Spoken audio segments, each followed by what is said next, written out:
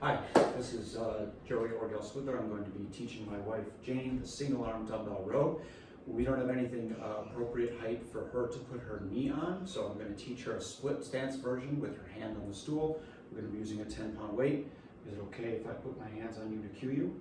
Yes. Okay, great. You have to make sure that's okay. All right, so first thing I'm going to have her do, I'll put the weight on the floor to start.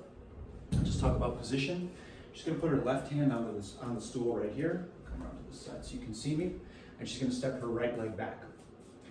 She's going to then do a little bit of a hinge and push her hips back, get her torso parallel with the floor. So it's a little 2-for-1. She's going to get a little single leg RDL working on the left side as well. Making sure her collarbone is square to the floor and her hips are nice and square to the floor. I'll have her do a few reps with no weight first to understand the motion. She's going to pull her elbow back towards her hip, give me a little squeeze of the shoulder blade at the top, and let the arm fully hang at the bottom. So go ahead and do a couple, and back up, squeeze, and back, and up again, and rest. Okay, now I'm going to have her pick up the weight. This is going to fire her traps, mainly her low traps, her lats, and her rhomboids, which are our scapular retractors.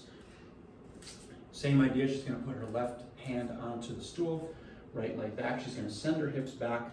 I have a nice straight line from the top of her head to her tailbone right here, right? She's keeping herself nice and square with the floor here. When she lets the arm hang, she's going to do her best to keep herself nice and square. She's going to do 4 reps for me with a 1-second isometric squeeze in the back, so go ahead. Elbow to hip, good, that's 1, full hang.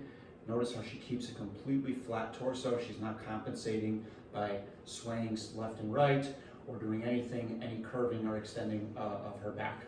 Good, lower down. So I like full range of motion of the scapula to encourage movement, protraction in the front as long as there's no discomfort, which will help to guide her into a good retracted position.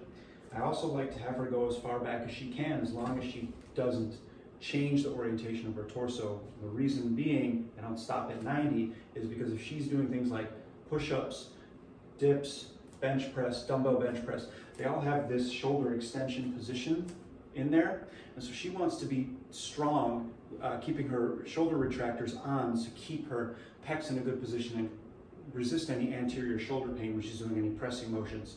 So I find that if there's no discomfort going past the body, we want to replicate those positions of pushing so that she's stronger in that opposite movement.